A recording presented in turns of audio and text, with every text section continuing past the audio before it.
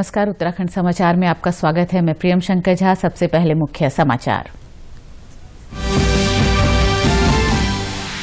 उत्तराखंड विधानसभा में पारित हुआ सालाना बजट। आखिरी दिन विपक्ष ने उठाए कोरोना समेत विभिन्न मुद्दे। कुंभ कार्यों की जांच के लिए कांग्रेसियों ने सदन के बाहर दिया धरना।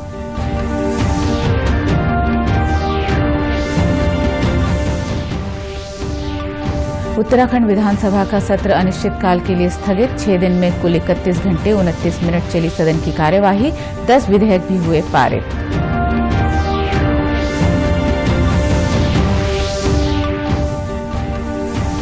देहरादून में भाजपा कोर कमेटी की बैठक के बाद प्रदेश अध्यक्ष बंशीधर भगत ने दिया अटकलों को विराम। बोले, राज्य में नहीं होने जा रहा नेतृत्व परिवर्तन।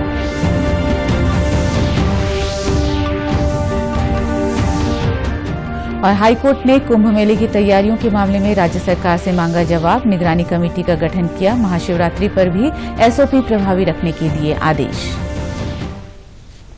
अब समाचार विस्तार से। गैरसैंण में आयोजित उत्तराखंड विधानसभा के बजट सत्र का छठा और आखिरी दिन हो हल्ले के बीच गुजरा। हालांकि सदन की कार्यवाही प्रभावित नहीं हुई और बजट को पारित कर दिया गया। सुबह सदन की कार्यवाही शुरू होने से पहले कांग्रेस के सदस्यों ने हरिद्वार कुंभ में हो रहे कार्यों में अनियमितताओं का आरोप लगाते हुए जांच की मांग को लेकर विधान भवन के बाहर धरना दिया। बाद में सदन में कांग्रेस के प्रीतम सिंह और काजी निजामुद्दीन ने कोरोना के मुद्दे पर भी सरकार को घेरने का प्रयास किया। इस पर सत्ता पक्ष और विपक्ष के बीच काफी हो हल्ला हुआ। प्रीतम सिंह ने हाल ही में हुए लाठीचार्ज का मुद्दा उठाते हुए सरकार से आंदोलनकारियों के खिलाफ दर्ज मुकदमे स्थगित करने की मांग की। सरकार की ओर से जवाब देते हुए संसदीय कार्य मंत्री मदन कौशिक ने कहा कि मामले की मजिस्ट्रियल जांच हो रही है। जांच रिपोर्ट आने तक किसी की भी गिरफ्तारी नहीं होगी, ये निर्देश भी दिए गए हैं। सदन ने चर्चा के उपरांत बजट को पारित कर दिया। सदन में हमारी संख्या बहुत सीमित है, लेकिन उसके बावजूद भी हमारे तमाम साथियों ने जिस तरीके से सरकार को बैकफुट पर ले जाने का काम किया, मैं समझता हूं कि आपने उसको भली भांति देखा है। हमने जनहित के जितने भी मुद्दे थे उन तमाम मुद्दों को जो है प्राथमिकता के आधार पर सदन के अंदर उठाने का काम किया। अभी बजट पर विभागवार चर्चा हो रही थी, तो कोरोना जैसे विषय पर जो मैं समझता हूं कि पूरे देश और दुनिया का बहुत ज्वलंत मुद्दा है, इस मुद्दे पर सरकार जिस तरीके का रवैया अख्तियार करके हमारी बातों का जवाब नहीं दे रही थी, तो मैं समझता हूं कि ये स्वस्थ लोकतंत्र की स्वस्थ परंपराएं नहीं है। सरकार को जो है कोरोना के परिप्रेक्ष्य में अपना दृष्टिकोण स्पष्ट करना चाहिए था। गैरसैंण में आयोजित उत्तराखंड विधानसभा का बजट सत्र आज बजट पास होने के बाद अनिश्चितकाल के लिए स्थगित कर दिया गया। 6 दिन में सदन की कार्यवाही कुल 31 घंटे 29 मिनट तक चली। विधानसभा अध्यक्ष प्रेमचंद अग्रवाल ने बताया कि सत्र के दौरान विधानसभा को 650 प्रश्न प्राप्त हुए। सत्र के दौरान 10 विधेयक पारित किए गए। उन्होंने कहा कि ये पूरी तरह कामकाजी सत्र रहा, जिसमें एक बार भी स्थगन की नौबत नहीं आई।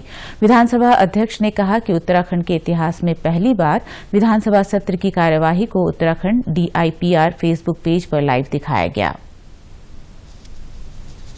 सत्र चला था तो उसमें 31 घंटे 29 मिनट की सदन की कार्रवाई चली है और लगभग इस पूरे सदन के दौरान एक बार भी स्थगित करने का मौका नहीं मिला।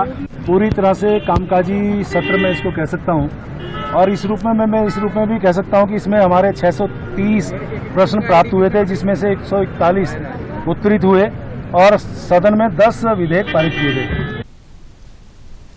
देहरादून में आज दोपहर भाजपा कोर कमेटी की बैठक हुई। इसमें पार्टी हाईकमान की ओर से भेजे गए पर्यवेक्षक व छत्तीसगढ़ के पूर्व मुख्यमंत्री रमन सिंह और प्रदेश प्रभारी दुष्यंत कुमार गौतम भी शामिल हुए। बैठक के बाद भाजपा प्रदेश अध्यक्ष बंशीधर भगत ने पत्रकारों से बातचीत में सभी अटकलों पर ये कहते हुए विराम लगा दिया कि राज्य में कोई नेतृत्व परिवर्तन नहीं होने जा रहा है। उन्होंने कहा कि बैठक में 18 मार्च को त्रिवेंद्र सरकार के कार्यकाल को 4 साल पूरे होने से संबंधित आयोजनों पर विचार किया गया। सरकार की ओर से इस दिन राज्य भर में तमाम कार्यक्रम आयोजित किए जाएंगे। कोर ग्रुप की बैठक थी। माननीय राष्ट्रीय उपाध्यक्ष, माननीय राष्ट्रीय महामंत्री दोनों लोग यहां आए थे। विशेष रूप से क्योंकि सरकार के 4 साल पूरे हो रहे 18 तारीख को, उस कार्यक्रम को कैसे किया जाए और सरकार की उपलब्धियों को कैसे हम जनता तक पहुंचाएं, इस पर विस्तार से चर्चा हुई। माननीय सांसदगण, सभी सांसदगण यहाँ पर थे। माननीय मुख्यमंत्री जी थे, पूर्व मुख्यमंत्री जी थे, पहले से तय था कि आज दोपहर को खत्म हो जाएगा। बदलाव की कोई चर्चा नहीं है, किसी प्रकार की कोई भ्रम की स्थिति पैदा नहीं करनी चाहिए। उत्तराखंड हाईकोर्ट ने कुंभ मेले की तैयारियों के मामले में राज्य सरकार को विस्तृत जवाब दाखिल करने के आदेश दिए हैं। मुख्य न्यायाधीश की खंडपीठ ने इस संबंध में हरिद्वार के जिला जज, जिलाधिकारी, मेलाधिकारी और हाईकोर्ट के मुख्य स्थायी अधिवक्ता की निगरानी में कमेटी का गठन किया है। कमेटी 14 मार्च को हरिद्वार कुंभ मेला क्षेत्र में हो रहे कार्यों और मेले से संबंधित अन्य व्यवस्थाओं का जायजा लेकर खंडपीठ के समक्ष 23 मार्च तक अपनी रिपोर्ट पेश करेगी। अगली सुनवाई 24 मार्च को होगी। गौरतलब है कि कोविड-19 के लिए बनाए गए 6 अस्पतालों और क्वारंटीन सेंटरों की खराब स्थिति को लेकर 2 अलग-अलग जनहित याचिकाएं हाईकोर्ट में दायर की गई थीं। पूर्व में इन जनहित याचिकाओं पर सुनवाई के दौरान मुख्य न्यायाधीश की खंडपीठ ने कुंभ मेला मामले का स्वतः संज्ञान लिया था, जिसमें हमने कोर्ट को अवगत कराया कि लंदन चीफ सेक्रेटरी और लंदन मेला अधिकारी के जो एफिडेविट फाइल किए गए हैं वो जमीनी हकीकत से बिल्कुल विपरीत है और कोई भी काम अभी सारे अधूरे पड़े हैं। तो कोर्ट ने मेलाधिकारी को यह निर्देश दिया है कि 14 मार्च को सुबह 10:30 बजे मेला अधिकारी, Shiv Bhatt, counsel for the petitioner और डिस्ट्रिक्ट जज एवं चीफ स्टैंडिंग काउंसिल सारे सिविल वर्क्स और घाटों का निरीक्षण करेंगे और अपनी रिपोर्ट 23 मार्च तक कोर्ट में फाइल करेंगे और 24 मार्च को अगली तारीख दी गई है। हाईकोर्ट ने ये भी निर्देश दिए हैं कि जो एसओपी जारी हुई है वो 11 मार्च को महाशिवरात्रि को भी लागू रहेगी। हर वो प्रतिबंध 9 से 11 मार्च तक लागू रहेंगे जो कोरोना के मद्देनजर केंद्र व राज्य सरकार की ओर से दिए गए हैं। कोर्ट ने यह भी निर्देश दिया है कि 11 मार्च 2021 को महाशिवरात्रि को जो एसओपी जारी है वो लागू होगी और हर रिस्ट्रिक्शंस 11 मार्च के लिए भी लागू रहेगी। जो भी केंद्र सरकार और राज्य सरकार ने दी है वो 11 मार्च को 9 मार्च से लागू करेंगे और 11 मार्च तक वो लागू रहेगी। चमोली जिले की सीमांत नीति घाटी को जोड़ने के लिए ऋषिगंगा पर सीमा सड़क संगठन ने महज 1 महीने के भीतर ही नया पुल तैयार कर आवाजाही शुरू करा दी है। वैली ब्रिज बनने से नीति घाटी के 13 गांव के लोगों के साथ ही सेना और आईटीबीपी की आवाजाही की समस्या हल हो गई है। रैनी गांव में भारत चीन सीमा को जोड़ने वाले जोशीमठ मलारी हाईवे का ये महत्वपूर्ण पुल 7 फरवरी को आई आपदा में ध्वस्त हो गया था। इसके बाद बीआरओ ने नया पुल बनाने की कोशिशें शुरू की। बीआरओ के चीफ इंजीनियर एएस राठौर ने बताया कि पुल निर्माण काफी चुनौतीपूर्ण रहा। ये ब्रिज 200 फीट स्पान का है और 30 टन लोड क्लास का कैपेसिटी का ब्रिज है। इस ब्रिज को बनाने में हमें बहुत सारी मुसीबतों का सामना करना पड़ा। आप कि यहाँ पर जो बैक स्पेस होता है लॉन्चिंग के लिए इस टाइप के ब्रिज होते हैं उसमें बैक स्पेस की बहुत ज्यादा आवश्यकता होती है, लेकिन यहाँ दोनों साइड में बैक स्पेस नहीं था। इसलिए हमने साइड के ऊपर इनोवेटिव तरीके अपना के काउंटर वेट रख के इस ब्रिज को लॉन्च किया है। ये ब्रिज रिकॉर्ड टाइम में 8 दिन के टाइम में बना है। आपदा 7 फरवरी को आई थी। उसके बाद में यहाँ पर मलबा 30 से 40 मीटर हाइट तक का मलबा जमा हो रखा था। हम 8 तारीख को सुबह जब यहाँ आए तो यहाँ पता ही नहीं लग रहा था कि ब्रिज कहाँ बनाया जाए, ऑल्टरनेटिव रूट कहाँ बनाया जाए। उसके बाद में हमने 2 दिन में मलबा साफ किया और उसके बाद में ये साइट सिलेक्शन किया और आज आप देख रहे हैं कि हमने दिन रात मेहनत करके इस ब्रिज को यातायात के लिए खोला है। चीफ इंजीनियर का कहना है कि वैली ब्रिज काफी वजनदार होता है, इसलिए इसके हिस्से अलग अलग क्षेत्रों से लाए गए।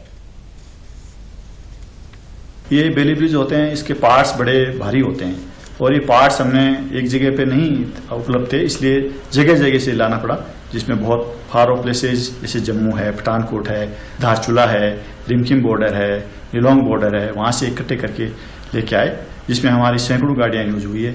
हमने 15 मशीनें, हेवी मशीनें यहाँ लगाई है अबटमेंट बनाने के लिए, मलबा साफ करने के लिए। उत्तराखंड टेनिस एसोसिएशन की ओर से आयोजित आईटीएफ यानी अंतर्राष्ट्रीय टेनिस महासंघ जूनियर टेनिस टूर्नामेंट आज से देहरादून में आरंभ हुआ। प्रतियोगिता में देश के विभिन्न प्रांतों के साथ ही कई देशों के कुल 128 खिलाड़ी भाग ले रहे हैं। इंटरनेशनल टेनिस फेडरेशन के रेफरी जॉय मुखर्जी का कहना है कि कोविड काल में लंबे समय बाद हो रही ये प्रतियोगिता खिलाड़ियों को अपनी रैंकिंग सुधारने का मौका दे रही है। काफी देशों के प्लेयर्स आए हैं और आने वाले हैं, खास करके यूरोपियन कंट्रीज, बेल्जियम से प्लेयर आए हैं, यूनाइटेड स्टेट्स से प्लेयर आए हैं, हमारे नेबरिंग कंट्री नेपाल से भी प्लेयर आए हैं। तो ये कोविड का टाइम में जो टूर्नामेंट हो रहा है बहुत महत्वपूर्ण है, क्योंकि यूरोप में लगभग लॉकडाउन है, टूर्नामेंट दुनिया में करीब बंद हो गया है। तो ये टूर्नामेंट अपॉर्चुनिटी दे रहा है प्लेयर लोग को। प्रतियोगिता के पहले दिन आज फर्स्ट और सेकंड क्वालिफाइंग राउंड के मुकाबले खेले गए। प्रतियोगिता में भाग ले रहे खिलाड़ी काफी उत्साहित हैं। मेरा फर्स्ट राउंड था और मैं उसमें जीता। मुझे काफी मजा आया और यहाँ की फैसिलिटीज और एक्सपोजर काफी अच्छे, मजा आया मुझे। I have come here to play ITF G5 tournament under 18 girls, and I was playing the qualifying round 1. Though I lost, but it was a great experience playing here. महिलाएं स्वयं को आर्थिक रूप से मजबूत बनाने के लिए अब स्थानीय उत्पादों से दैनिक उपयोग की विभिन्न वस्तुओं का निर्माण कर रही हैं। कोटद्वार में आज स्थानीय उत्पादों से बनी वस्तुओं की प्रदर्शनी आयोजित की गई, जिसका उद्घाटन वन एवं पर्यावरण मंत्री हरक सिंह रावत ने किया। उन्होंने कहा कि स्थानीय उत्पादों से बनी वस्तुओं की काफी मांग है।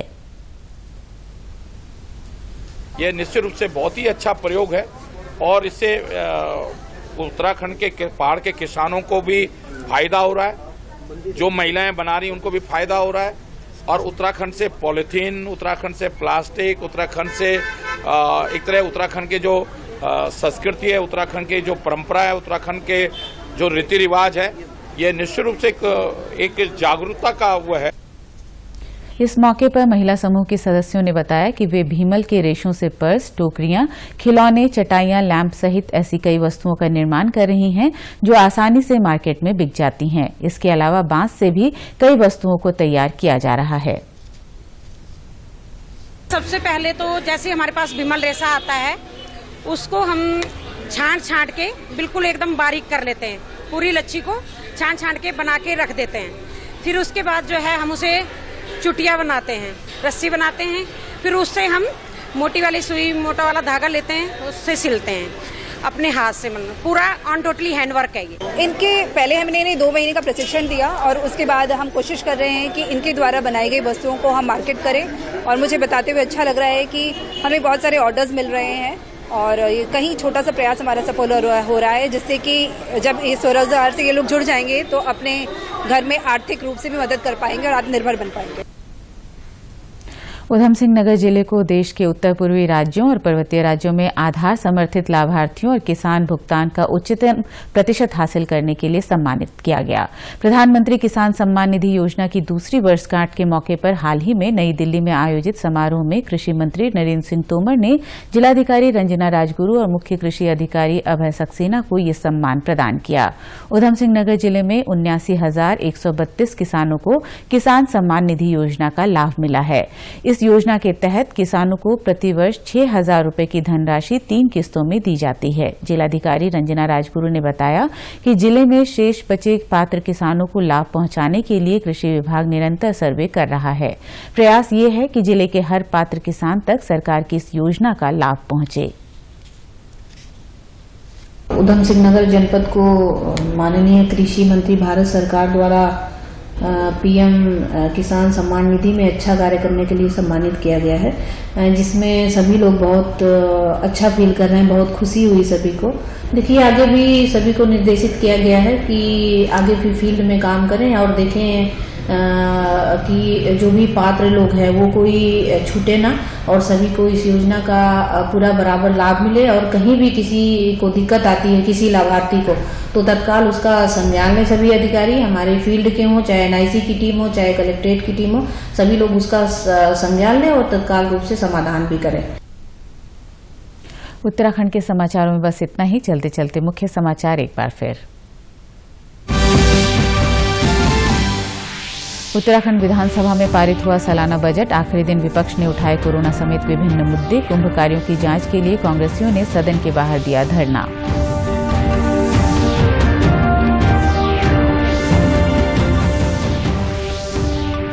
उत्तराखंड विधानसभा का सत्र अनिश्चितकाल के लिए स्थगित। 6 दिन में कुल 31 घंटे 29 मिनट चली सदन की कार्यवाही। 10 विधेयक भी हुए पारित।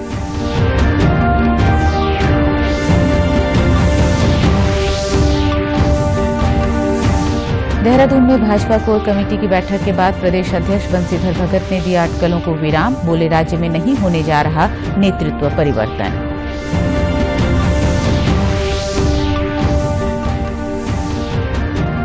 और हाईकोर्ट ने कुंभ मेले की तैयारियों के मामले में राज्य सरकार से मांगा जवाब। निगरानी कमेटी का गठन किया। महाशिवरात्रि पर भी एसओपी प्रभावी रखने के लिए आदेश।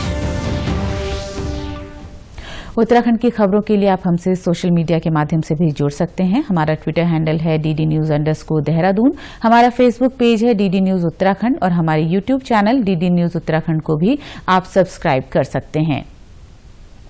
कोरोना संक्रमण से बचने के लिए मास्क का अनिवार्य रूप से और सही ढंग से प्रयोग करें। साथ ही सामाजिक दूरी का ख्याल रखें। नियमित रूप से हाथ धोएं और याद रखें, कोरोना को हराना है, मास्क जरूर लगाना है। नमस्कार।